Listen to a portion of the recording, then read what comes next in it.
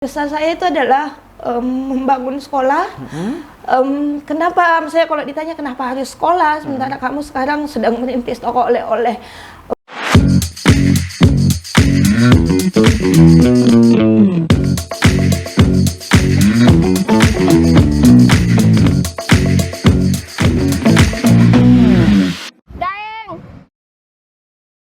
Assalamualaikum warahmatullahi wabarakatuh. Kembali lagi bersama podcast Becak, Bulukumba Ekonomi Kreatif dan Kaleidoskop. Seperti biasa, saya tidak sendiri. Saya ditemani oleh Ibu cantik, Ibu Basmawati Haris. Iya. Ya, Ibu Basma ini yang mempunyai prestasi yang segumpal mungkin bahasanya seperti itu. Dan kita harus tahu nih, kira-kira prestasi apa yang dimiliki seorang Ibu Basma ini. Assalamualaikum warahmatullahi wabarakatuh. Waalaikumsalam warahmatullahi wabarakatuh. Apa kabar ini? Alhamdulillah sehat. Alhamdulillah sehat sekali. Kelihatan dari mukanya ya. Alhamdulillah. Gimana dalam perjalanannya kita ke sini sampai di sini? Lancar, kebetulan tadi dari kantor. Dari kantor, berdekatan ya. dari sini jadi lancar-lancar. Lancar-lancar, alhamdulillah. Nah, saya panggil Ibu Basma ya. Boleh. Nah, bukan Ibu Bas. Boleh kakak, supaya saya terlihat lebih muda. Oh gitu ya. Ibu Bas, ya. Teman-teman di luar penasaran, apa sih yang dilakukan seorang Ibu Basma di luar sana? Prestasi apa sih, kan gitu? Nah, boleh nggak dibagi di tempat ini? Ya, silakan. Kalau dibilang prestasi, sampai hari ini sebenarnya saya tidak punya banyak prestasi. Hanya saja saya mencoba melakukan apa yang bisa saya lakukan untuk banyak orang. Nah, itulah yang penasaran kita. Bagaimana apa yang dilakukan? Saya bisa, misalnya kehadiran saya di bumi ini itu bisa bermanfaat untuk banyak orang. Iya. Kebetulan 10 tahun belakangan ini saya fokus untuk di kegiatan literasi di Kabupaten Bulukumba dan memang teman-teman di Bulukumba mengenal saya sebagai seorang pegiat literasi sampai pada akhirnya dari kegiatan literasi yang saya lakukan selama 10 tahun belakangan ini di 3 tahun terakhir, 3 tahun terakhir, akhirnya saya mencoba untuk fokus di pemberdayaan dan hari ini lahirlah tokoh yang saya rintis bersama suami, namanya Galeri Al-Fadibah Rumah Oleh-oleh Bulukumba, yang menjadi rumah untuk pelaku UMKM di Bulukumba. Menarik sekali. Tentu kita harus banyak tahu dari literasi ke pemberdayaan sampai lahir tadi rumah oleh-oleh ya. Seperti itu. Nah, saya tertarik tadi di literasinya sebelum kita melangkah di pemberdayaannya seperti apa. Apa yang mendorong seorang Basma mau menjalankan namanya literasi? Saya hidup dari kampung. Di saat mahasiswa dulu, memang saya orangnya suka berkenalan dengan hal-hal baru, suka berpetualang, dan di perjalanan yang saya lakukan selama kuliah itulah akhirnya saya tertarik waktu itu karena saat pulang kuliah itu saya tidak langsung pulang, suka jalan-jalan sendiri. Tidak, maksudnya saya jalan-jalan sendiri ke waktu itu di Pantai Merpati dan ternyata di sana ada banyak anak-anak bukan putus sekolah, mereka sekolah tetapi mereka jarang masuk sekolah sehingga banyak yang buta huruf waktu itu. Akhirnya saya berinisiatif lah untuk mengajak mereka bermain. Saya mulai mengenalkan mereka baca tulis dan karena waktu kuliah saya ambil jurusan bahasa Inggris, akhirnya saya mengajarlah mereka bahasa Inggris waktu itu. Sampai pada akhirnya di tahun 2015 saya mendirikan rumah baca, namanya Rumah Baca Pinisi di Pantai Merpati, di Taman Cekeng Nurseri. Dan rumah baca itulah yang sampai hari ini mempertemukan saya dengan banyak orang-orang baik. Seperti itu. Jadi rumah baca itu masih ada sampai sekarang? Iya, masih ada sampai sekarang, hanya lokasinya sudah berpindah. Berpindah tempat. Karena di Pantai Merpati itu kan tempatnya hanya pinjam. Sekarang sudah beralih karena kebetulan alhamdulillah setelah menikah kami punya rumah. Akhirnya rumah bacanya kami pindahkan di teras rumah. Teras rumah. Iya. ya menariknya di sini lagi, karena tidak semua orang yang bisa melakukan hal itu, melihat orang-orang yang tadinya tidak tahu membaca, akhirnya muncullah ide itu kan, ya seperti itu ya.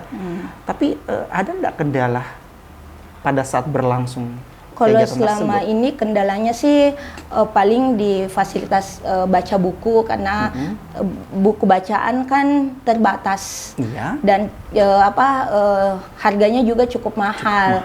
Tapi alhamdulillah karena waktu itu ada banyak orang baik yang mensupport, akhirnya kami selalu mendapat kiriman buku dari seluruh penjuru Indonesia waktu itu. Waktu itu di Bulukumba masih sedikit taman baca, yang adanya hanya rumah baca pinisi dan beberapa taman baca yang juga dikelola teman saya.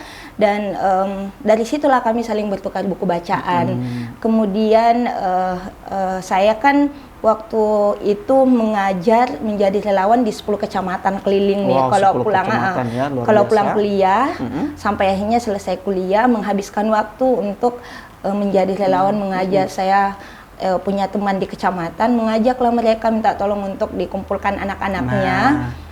Saya datang mengajar di sana, dan misalnya teman saya yang mengajak saya untuk mengajar, mereka lah yang sekarang juga melanjutkan untuk membuat rumah baca di tempatnya, di kecamatan tersebut. Di kecamatannya. Jadi saya sudah tidak berkeliling lagi karena sudah ada teman saya di kecamatan ceritanya yang membuat taman baca. Saya sisa memfasilitasi mereka buku bacaan. Iya. Nah, terus sebelum kita beralih ke pemberdayaannya, dalam kegiatan tersebut ada tantangan tidak? Contohnya gini, seorang Basma ini pulang kuliah, kok tidak langsung pulang ke rumah? Apa tanggapan orang-orang sekitar kita, apalagi orang tua kita gitu? Untuk tanggapan mungkin tanggapan negatif dari banyak orang ada banyak, apalagi kan tetangga yang tidak tahu aktivitas kita. Tapi alhamdulillah support orang tua yang luar biasa ya. Saya minta maaf, saya kalau cerita itu suka menangis. Nggak apa-apa, kasih keluar saja, nggak apa-apa. Izin. Silakan. Aduh.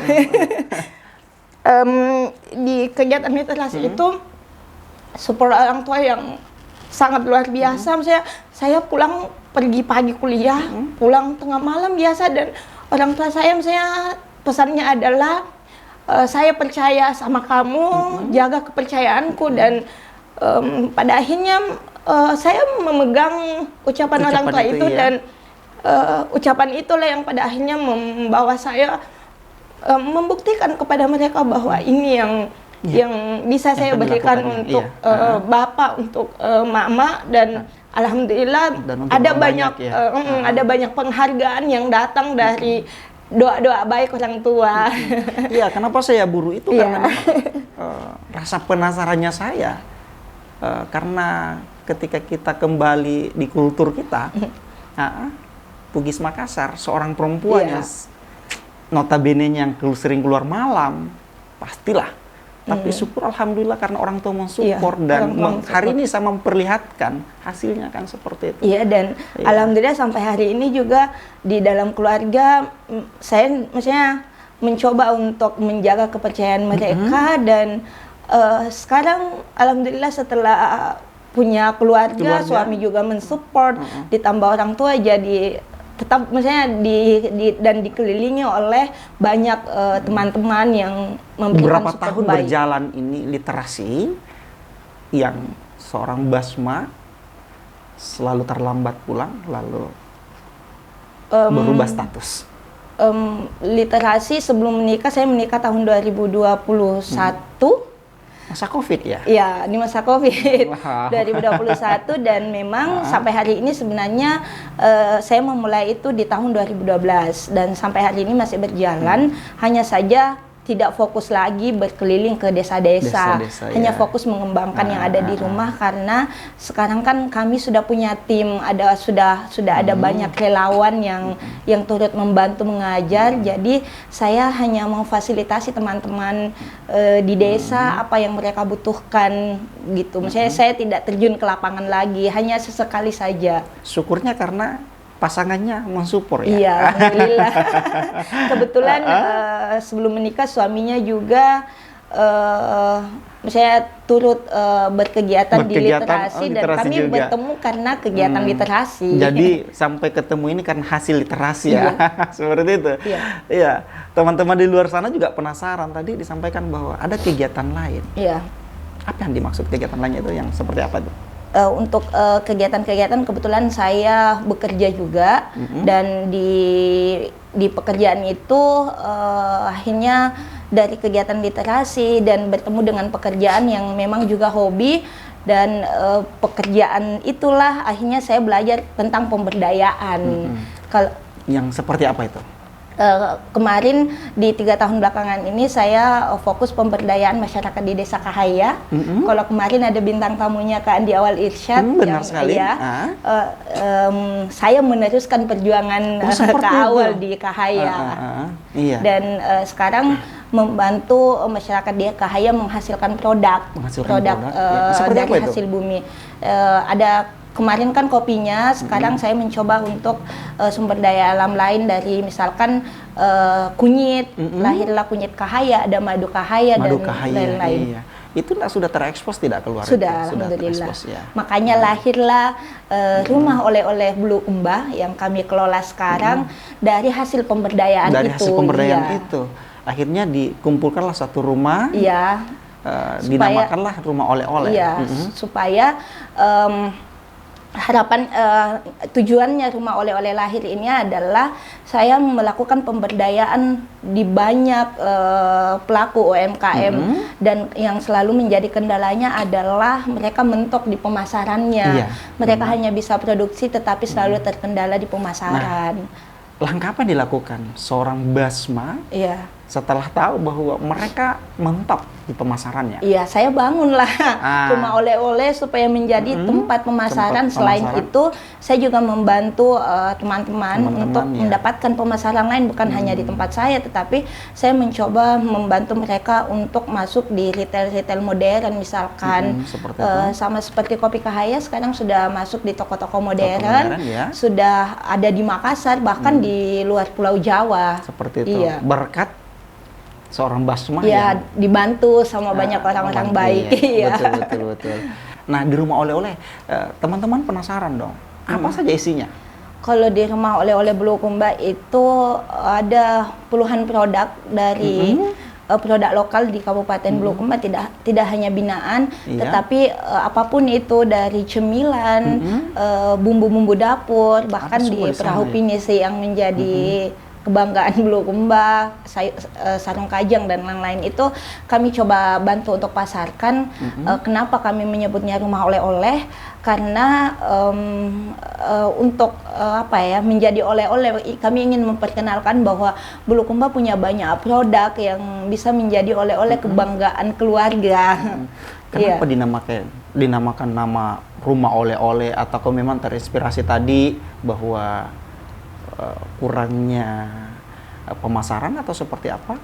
Impian saya sih sebenarnya kenapa rumah oleh-oleh, karena orang-orang kalau di Bulukumba, alhamdulillah awalnya sih di Kopi Kahaya. Saya kalau di Bulukumba orang sudah kenal Kopi Kahaya. Benar sekali. Tetapi saya mencoba untuk memperkenalkan Kopi Kahaya tidak hanya selain media sosial. Saya ingin Kopi Kahaya menjadi produk oleh-oleh yang paling dicari oleh masyarakat di Bulukumba. Jadi akhirnya waktu itu saya punya komunitas, komunitas namanya Komunitas Sabtu Keren, yang memang fokus untuk pemberdayaan pemuda. Di komunitas itulah akhirnya kami berbagi dan lahirlah waktu itu ruang kolaborasi. Ruang kolaborasi ini maksudnya adalah ruang kita bisa saling berkolaborasi. Nah, waktu itu di ruang kolaborasi ada beberapa teman-teman yang punya usaha termasuk On The Way, dan akhirnya kami mencoba untuk membuat pusat oleh-oleh di situ, memperkenalkan sebagai ajang kami memperkenalkan produk-produk lokal Bulukumba di tempat itu. Kalau boleh tahu nih, sejak tahun berapa nih? Sudah berapa tahun rumah oleh-oleh ini Rumah oleh-olehnya masih baru tahun 2020. 2020. Ya, 2020. Hanya saja semenjak menikah tahun 2020 itu pusat oleh-oleh saya kelola bersama teman-teman komunitas. Tetapi setelah menikah saya mencoba untuk menjalankan toko itu bersama suami. Dan support nggak suaminya? Alhamdulillah, karena untuk operasional itu dibantu oleh suami sama ada satu karyawan kami yang membantu. Saya hanya membackup di finance. Seperti itu. Nah, kalau boleh tahu nih, ada berapa UMKM yang sudah kerjasama atau memasukkan produknya? Sudah ada kurang lebih 30 UMKM. 30 ya, luar biasa. Jujur sih saya penasaran sebenarnya, di mana sih tempatnya itu? Iya, masih banyak memang orang yang tidak tahu karena kami baru launching kemarin di bulan 10 2022. Iya.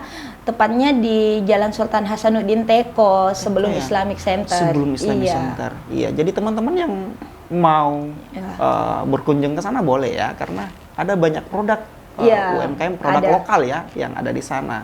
Dan rumah oleh-oleh itu bukan hanya kami mencoba untuk menjual produknya, tapi UMKM yang produknya ada di toko kami coba untuk dampingi.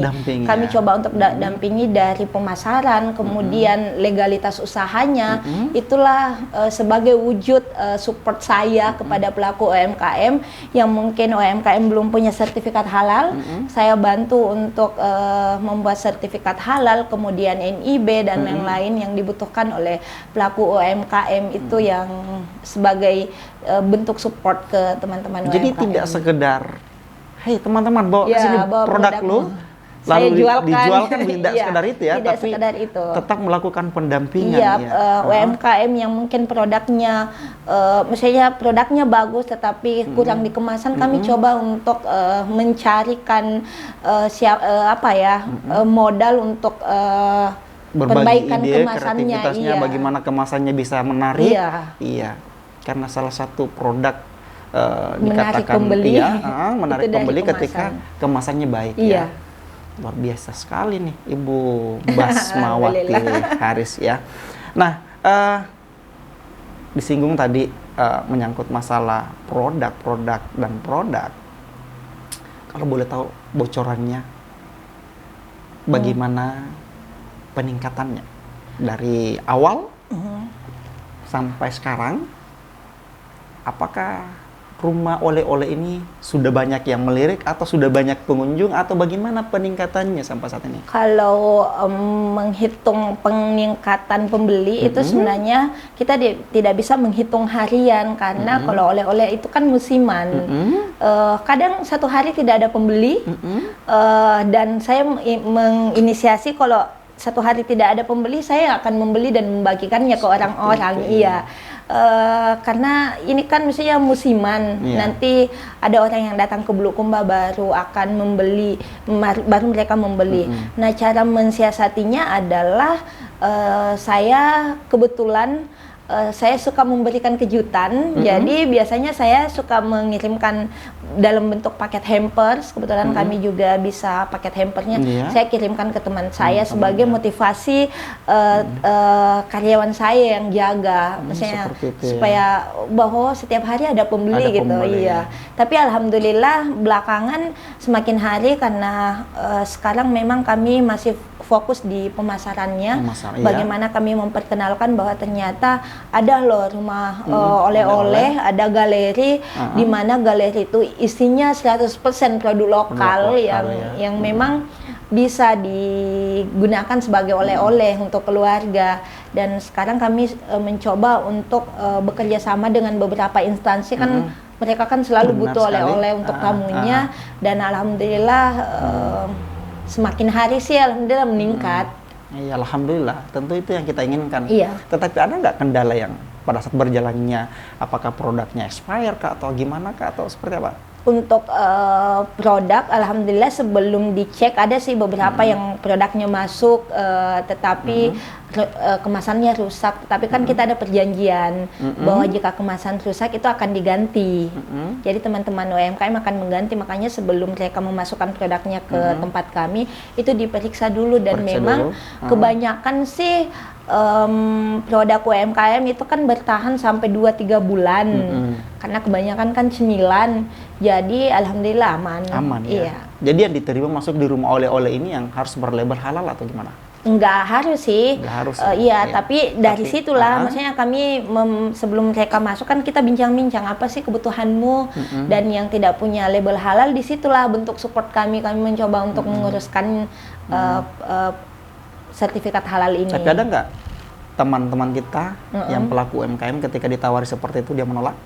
Alhamdulillah tidak, karena sekarang kan memang sudah ada himbauan bahwa produk yang sudah tidak bersertifikat halal itu tidak boleh dijual. Iya, tidak boleh dijual. Seperti itu. Hadirlah seorang Basma yang mengawal semua ini, akhirnya mereka bisa ya. Iya, sebenarnya memang sih karena di Bulukumba kan sudah ada banyak pendamping halal, jadi sudah banyak memang teman UMKM yang memasukkan produknya itu sudah bersertifikat halal. Berarti sejak lahirnya ini rumah oleh-oleh, Ibu Basma ini jarang keluar lagi ya untuk ke lapangan? Tidak juga sih, karena kan saya hanya memantau, saya mencoba untuk mengatur waktu karena dari jam 8 sampai jam 4 kan bekerja, dan ada masa jam 12 sampai jam 2 itu kan kita istirahat. Dari situlah saya menggunakan waktu sebaik mungkin ya. Apalagi kalau musim hujan untuk mengatur ya. Selalu mau keluar ya. Iya, tapi saya sebisa mungkin lah kita memanage waktu, karena kalau oleh-oleh sebenarnya saya hanya yang membuat, tetapi untuk operasional kan dibantu suami saya. Suami. Iya. Intinya hari ini berterima kasih kepada suami. Iya, alhamdulillah. Karena mereka mensupport ya. Mensupport.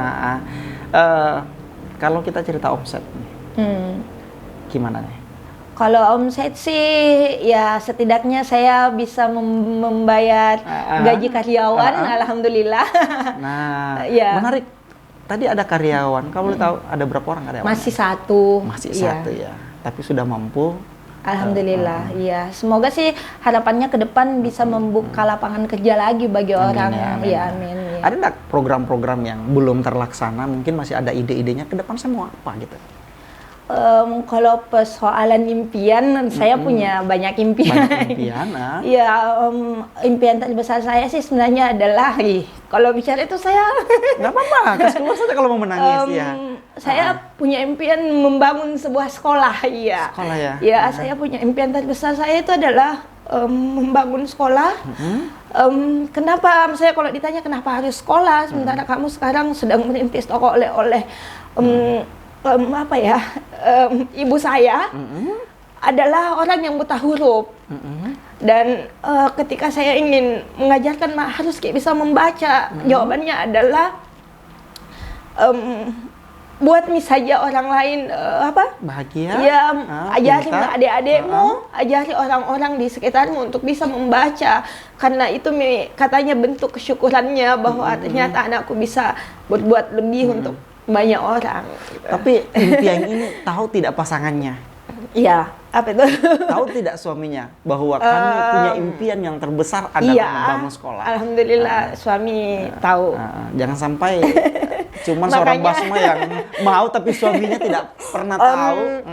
Makanya kenapa rumah kami pada akhirnya dijadikan rumah baca karena bentuk support suami.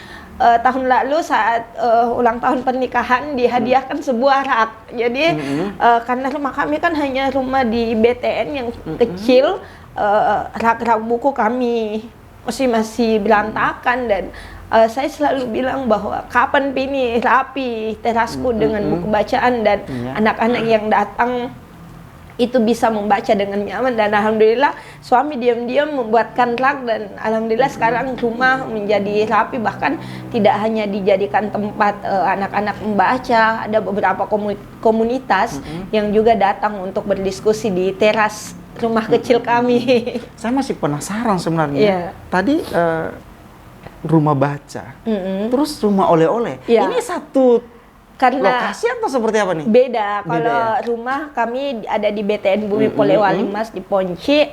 Kemudian untuk rumah oleh-oleh di mana di Teko. Ya. Kenapa kami harus rumah? Karena bagi saya rumah itu adalah tempat untuk pulang, tempat ternyaman untuk beristirahat, dan kenapa semua impian saya selalu saya buatkan rumah, karena berharap bahwa semua orang bisa menjadikan tempat saya sebagai tempat untuk mereka berkunjung.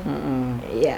Syukur ya, alhamdulillah kalau orang-orang sekitar rumahnya Ibu Basma ini tentu anak-anak kita, bukan cuma anak-anak ya, siapapun masyarakat ya, terbuka untuk umum ya. Iya, terbuka rumah untuk baca.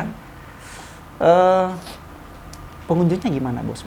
Untuk pengunjung alhamdulillah, karena sekarang juga kan masih terbatas untuk anak-anak di sekitaran kompleks. Nanti ada orang dari luar ketika kami melakukan kegiatan. Jadi memang setiap hari Minggu itu di rumah kami suka bikin kegiatan-kegiatan untuk anak-anak dan memang untuk relawan. Tetapi kebetulan sejak bulan 10 kemarin, bulan 1 saya pindah ke rumah orang tua karena menjadi ibu baru.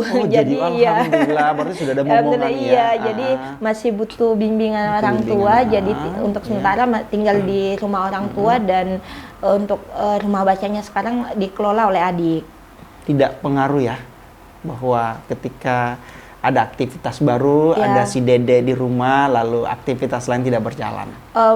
Sebenarnya berpengaruh, karena awalnya kan misalnya saya yang harus turun tangan, tapi sekarang karena ada tambahan tugas baru, akhirnya hanya memantau saja, dan memang aktivitasnya sudah mulai berkurang. Seperti itu? Iya. Ya, alhamdulillah. Terakhir nih, terakhir kira-kira selain harapan tadi, ada nggak tips pada teman-teman di luar sana bahwa siapapun atau seperti apapun kita, langkah yang terbaik yang kita lakukan seperti apa? Kalau saya sih selalu bilang bahwa kebaikan itu menular. Maka apapun yang ingin kamu lakukan, cobalah, misalnya niatnya diperbaiki, niatnya baik, karena saya selalu percaya bahwa karena kebaikan itu menular, gerakan-gerakan yang akan kita lakukan juga misalnya saya kebaikan itu menular, bergeraklah dengan cinta. Bergeraklah dengan cinta, luar biasa. Baik, terima kasih Ibu Basma hadir di podcast Becak. Mudah-mudahan teman di luar sana jangan pernah ragu untuk berbuat kebaikan sepanjang hati kita ikhlas. Jangan pernah menunggu apa feedbacknya. Lakukan saja. Insya Allah Tuhan selalu ada untuk kita sepanjang kita ikhlas. Terima kasih. Saya Irfan. Wassalamualaikum warahmatullahi wabarakatuh. Oke, thank you.